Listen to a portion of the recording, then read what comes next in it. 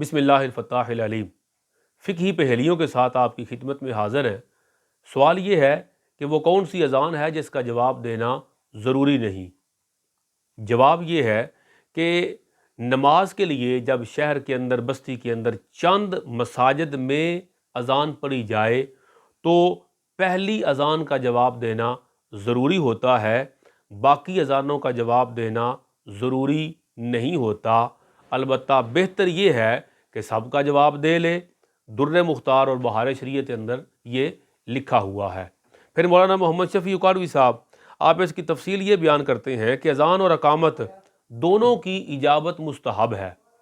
اذان اور اقامت دونوں کا جواب دینا مستحب ہوتا ہے، اور جواب دینے کا اجابت کا مطلب یہ ہوتا ہے، یعنی اذان کا جواب دینا، اقامت کا جواب دینا۔ جواب دینے کا مطلب یہ ہوتا ہے کہ سننے والا بھی وہی کلمات سن کے کہتا جائے۔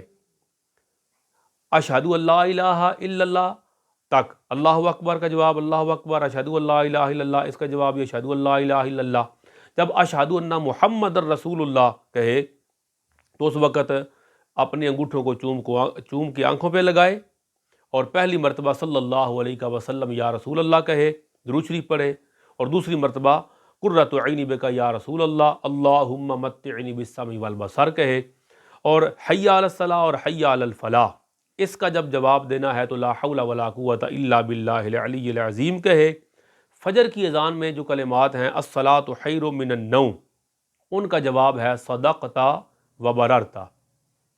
تکبیر اور اقامت میں جو الفاظ ہیں قد قامت الصلاۃ قد قامت الصلاۃ، یہ جو دو الفاظ زیادہ ہیں، ان کا جواب ہوتا ہے اقامہ اللہ و ادامہا۔ تو اذان اور اقامت ان دونوں کا جواب دینا ضروری ہوتا ہے۔ بعض بزرگوں نے اس کو مستحب لکھا، واجب تک بھی بعض علماء کا قول ہے۔ تو خلاصہ یہ ہے کہ جب شہر میں کئی اذانیں سنے تو پہلی کا جواب دینا بندے کے لیے ضروری ہے، اور باقی کا جواب نہ دے تو وہ گناہگار نہیں ہوتا۔ اور اگر سب کا جواب دے، اس کے پاس وقت ہے، تو یقیناً اس کو اجر اور ثواب ملے گا۔ خلاصہ بنا کہ وہ کون سی اذان ہے جس کا جواب دینا ضروری نہیں؟ تو کئی اذانیں ہوں تو سب کا جواب دینا ضروری نہیں، صرف پہلی اذان کا جواب دینا ضروری ہے۔ اللہم صلی علی محمد وآلہ وعطرتہ بعدد کل معلوم لک۔